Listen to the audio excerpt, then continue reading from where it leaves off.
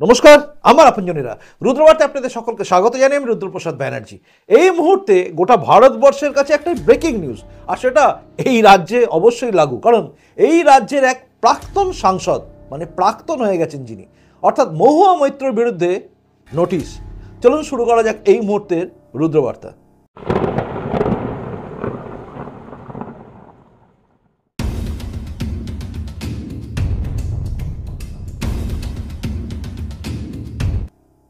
আপনারা জানেন মহুয়া মৈত্র মানে আমাদের পশ্চিমবঙ্গের এক সাংসদ।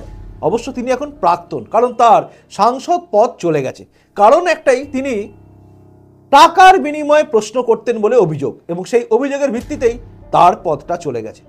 হাইকোর্টে দৌড়চ্ছেন, দিল্লি কোর্টে দৌড়চ্ছেন, সব কিছু করছেন মহুয়া মৈত্র, কিন্তু একটা প্রশ্ন আমাদের মনের মধ্যে বারবার ঘুরপাক খাচ্ছে, কেন তিনি লগ ইন আইডি দিয়ে দিয়েছিলেন অন্যকে?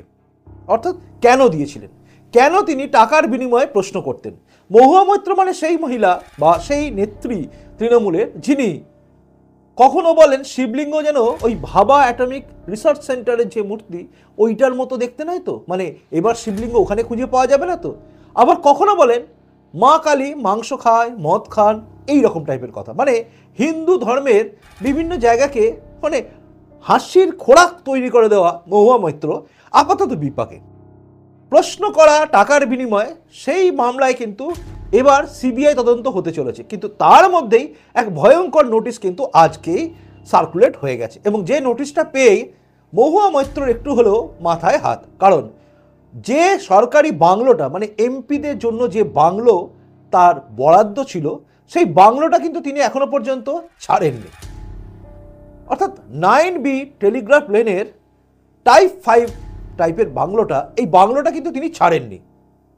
তার সদস্য পদ অর্থাৎ এমপি পদ চলে গেছে 8ই ডিসেম্বর 2023। তারপরে এক মাসের মধ্যে তার ছেড়ে দেওয়ার কথা ছিল, কারণ সেই অনুযায়ী তাকে নোটিশ পাঠিয়ে দিয়েছিল ডিওই, মানে ডাইরেক্টরেট অফ স্টেট। সেখান থেকে একটা নোটিশ চলে গেছিল।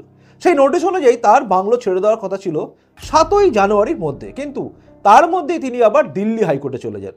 দিল্লি হাইকোর্টে তার এই মামলাটা ওঠে, এবং সেখানে দাঁড়িয়ে দিল্লি হাইকোর্টে একটা বলা হয়, বিচারপতিরা জানান তাকে যে আপনি এক কাজ করুন, সোজাসুজি ডিওইকে আপনি একটা অ্যাপ্লাই করুন, এবং তারা যে চার্জটা নেয়, অর্থাৎ প্রত্যেক মাসে যে চার্জ নেয়, সেই চার্জ অনুযায়ী 6 মাসের জন্য আপনাকে, যদি পরিস্থিতি সেরকম থাকে তাহলে আপনাকে দিতে পারে, কিন্তু সবটাই নির্ভর করবে ডিওই, মানে আবারও বলছি ডাইরেক্টরেট অফ স্টেটের আন্ডারে।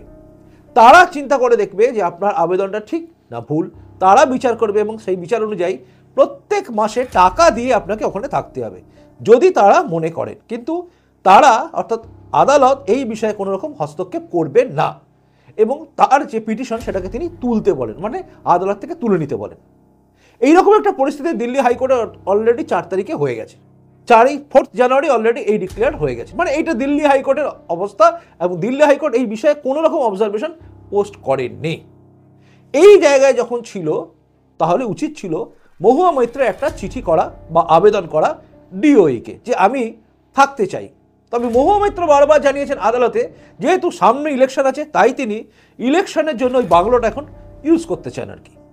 মানে আমার ইচ্ছে হলো, আমাকে বের করে দেওয়া আছে, আমার জায়গা নেই, চাকরি নেই।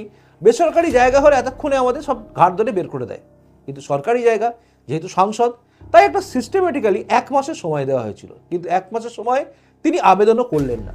তিনি ভেবেছিলেন যেভাবে এই রাজ্যে সব কিছু হয়, দিল্লিতেও মনে হয় তাই হবে। আমার মনে হয় তাই, মনে হয় তিনি ভেবেছিলেন যে যা হোক করে আমি আরও কটা দিন থেকে যাব, মানে আপ টু লোকসভা নির্বাচন। কিন্তু আজকে সকালে দেখুন, পরপর দুটো নোটিশ কিন্তু ছিল, সেই নোটিশ অনুযায়ী তার ছেড়ে দেওয়া উচিত ছিল, কিন্তু তিনি ছাড়েননি। আজকে সকালে সবচেয়ে বড় ব্রেকিং নিউজ একটাই, আর সেটা হচ্ছে ডিওই কিন্তু এবারে সরাসরি নোটিশ পাঠিয়েছে যে আপনি হয় চলে যান, নয়তো আমরা উচ্ছেদ করে দেবো, মানে আমরা জবরদস্তি তুলে দেবো। এই জায়গায় গিয়ে দাঁড়িয়ে আছে এখন মহুয়া মৈত্রের দিল্লিতে থাকা, মানে তার ওই বাংলোতে থাকা। আমি একটা জিনিস বুঝতে পারি না, সেটা আপনিও আমাকে বলবেন, মানে আপনার কি মনে হচ্ছে, যখন তার পোস্ট চলে গেছে তখন তার বাংলোটা ধরে রাখার কি দরকার?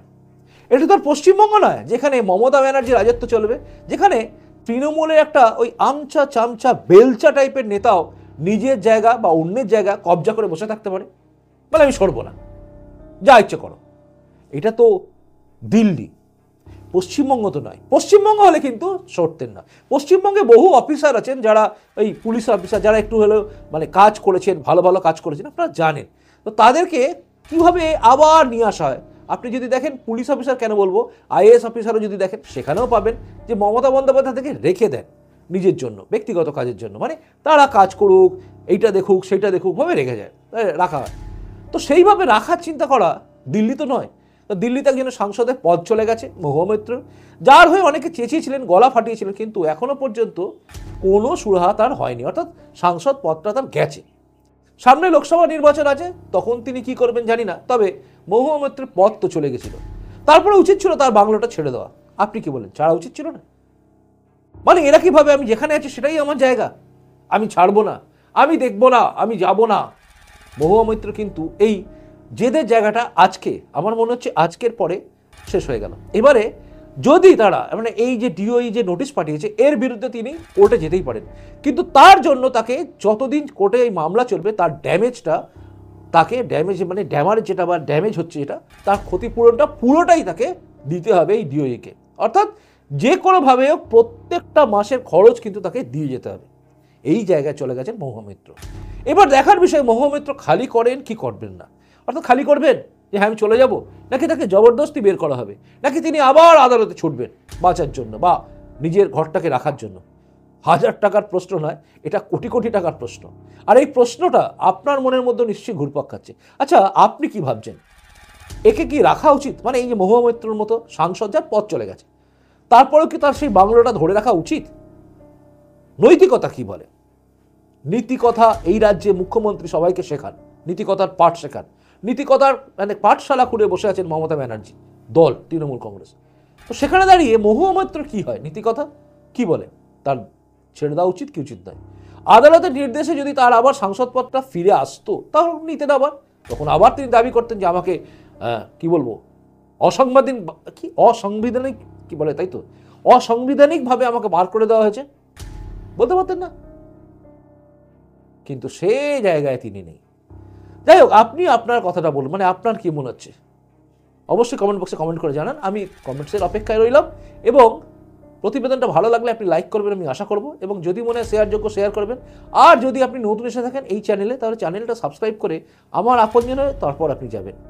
এখনকার মতো আসি, তবে হ্যাঁ, এরপরে কিন্তু আপনার সঙ্গে দেখা হচ্ছে একটা খুব গুরুত্বপূর্ণ বিষয় নিয়ে, যে বিষয়টা এই রাজ্যে কেন বলবো গোটা দেশের কাছে একটা বড় প্রশ্ন, আর সেটা অবশ্যই ধর্ম নিয়ে। আপনি জানেন বা আপনারা সবাই জানেন, রুদ্রবার্তা মানে প্রথমে দেশ, তারপরে ধর্ম, তারপরে অন্য কিছু।